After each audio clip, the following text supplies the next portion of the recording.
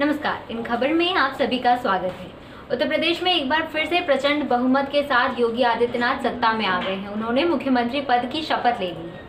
आज योगी समेत 53 मंत्रियों ने शपथ ली और इसके साथ ही 22 मंत्रियों का पत्ता भी साफ हो गया है। वहीं जातीय समीकरण की बात करें तो योगी कैबिनेट 2.0 में 20 ओबीसी को स्थान दिया गया है, जबकि 8 ब्राह्मण, 7 दलित, 6 भूमियार, 4 बनिया, 1 कायस्थ, 1 सिख, 1 मुस्लिम, 1 पंजाबी खत्री और 1 आदिवासी को स्थान दिया गया है। वहीं जिन लोगों का पत्ता कटा है उनकी बात करें तो सतीश महाना, श्रीकांत शर्मा, सिद्धार्थ नाथ सिंह, राम नरेश अग्निहोत्री, मोहसिन रजा, रमापति शास्त्री, नीलकंठ तिवारी, अतुल गर्ग, आशुतोष टंडन, जय प्रताप सिंह, अशोक कटारिया, डॉक्टर महेंद्र सिंह, श्री राम चौहान, जय कुमार जैकी, अनिल शर्मा, सुरेश पासी, चौधरी उदयभान सिंह, रामशंकर सिंह पटेल, नीलिमा कटारिया, महेश गुप्ता और जी.एस. धर्मेश। ऐसे में अब हम बात करेंगे विद्याशंकर सर से और इनसे पूछेंगे कि 2024 का प्लान क्या है। ये 2022 किस तरह से 2024 के लिए रास्ता साफ करता है या प्लान बनाता है। देखिए, जो भी ये मंत्रिमंडल का गठन हुआ है उसमें इस बात का खास ध्यान रखा गया है कि किस वर्ग ने हमें कितना सपोर्ट किया है।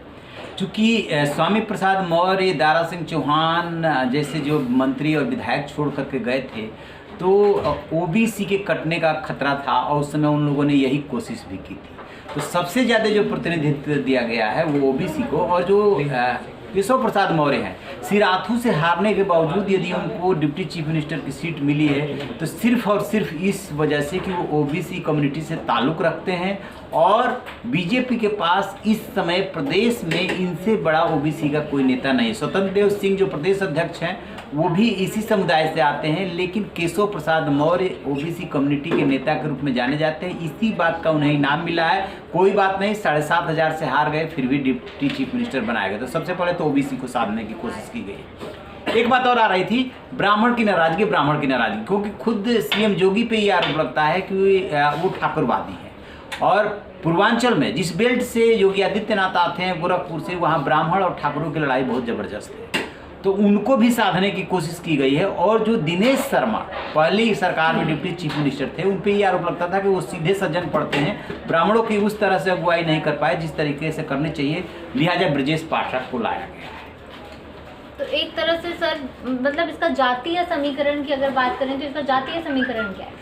देखिए, तो ओबीसी को इन्होंने सबसे ज़्यादा मंत्रिमंडल में स्थान दिया। उसके बाद ब्राह्मण के साथ ये माना जाता है कि वो चूँकि प्रबुद्ध है और वर्गों को भी प्रभावित कर सकता है, तो फिर ब्राह्मणों को उसी हिसाब से प्रतिनिधित्व दिया गया। ब्रजेश पाठक को डिप्टी चीफ मिनिस्टर बनाया गया।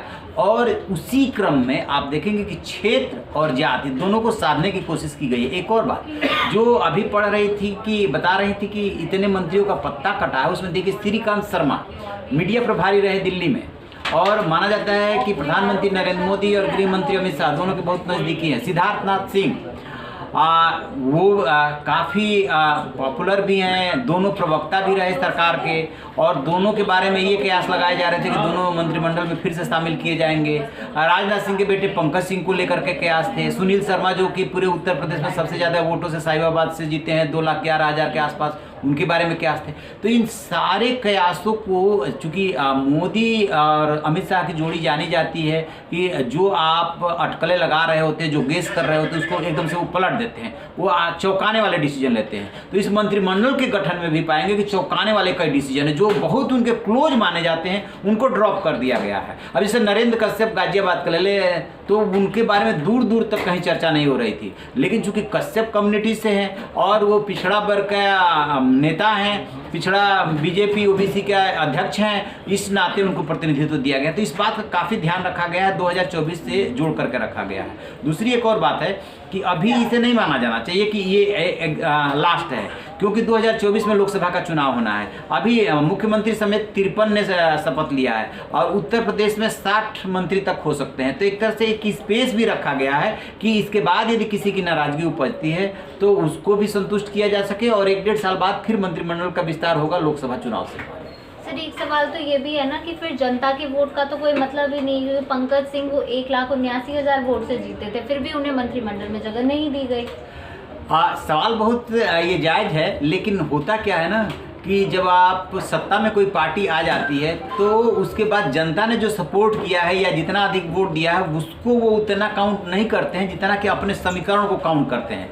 अदरवाइज किसी भी लोकतांत्रिक व्यवस्था में जिस नेता को जनता ने ठुकरा दिया है, चाहे उत्तराखंड के पुष्कर सिंह धामी का केस हो, चाहे केशव प्रसाद मौर्य का केस हो, दोनों को मंत्री नहीं बनना चाहिए। फिर उस लोकतंत्र का मतलब क्या रह गया? फिर लोगों के बीच में जाने का मतलब क्या रह गया?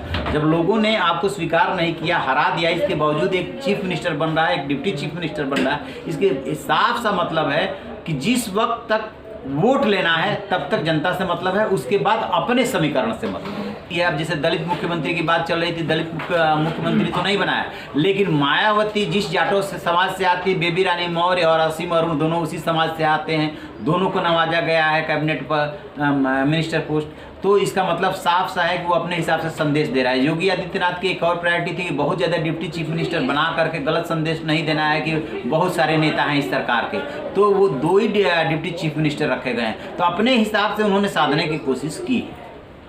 तो ये आज हमने जाना कि कहीं ना कहीं इस मंत्रिमंडल योगी कैबिनेट 2.0 से 2024 का प्लान सामने किया गया है।